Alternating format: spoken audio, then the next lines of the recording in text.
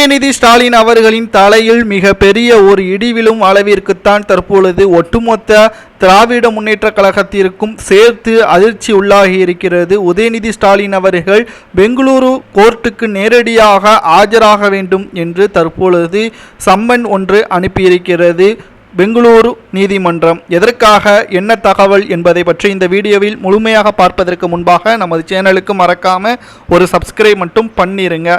சனாதன தர்மம் குறித்து சர்ச்சைக்குரிய வகையில் பேசியதாக தொடரப்பட்ட வழக்கில் மார்ச் 4ஆம் தேதி நேரில் ஆஜராகும்படி அமைச்சர் உதயநிதி அவர்களுக்கு பெங்களூரு கோர்ட் தற்பொழுது சம்மன் அனுப்பியிருக்கிறது.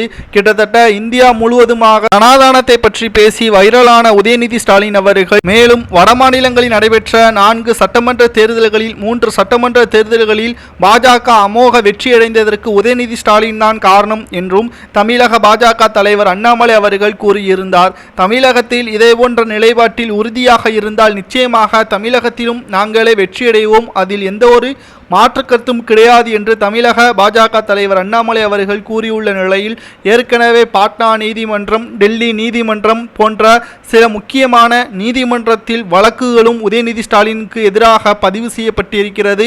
இந்த நிலையில்தான் மார்ச் 4ஆம் தேதி உதயநிதி ஸ்டாலின் அவர்கள் பெங்களூரு நீதிமன்றத்திற்கு நேரடியாக ஆஜராக வேண்டும் என்று தற்பொழுது சம்மன் ஒன்று அனுப்பப்பட்டிருக்கிறது. ஒட்டுமொத்தமாக திமுக வெற்றி அடைவது மிக மிக கடினம். அதுவும் உதயநிதி ஸ்டாலின் அவர்கள் திமுகவில் பொறுப்பாக இருக்கக்கூடிய வகையில் ஒட்டுமொத்த திமுகவும் நாடாளுமன்ற தேர்தலிலும் சரி சட்டமன்ற தேர்தலிலும் சரி மிகப்பெரிய ஒரு தோல்வியை தழுவது நிச்சயமாக உறுதியாகிவிட்டது.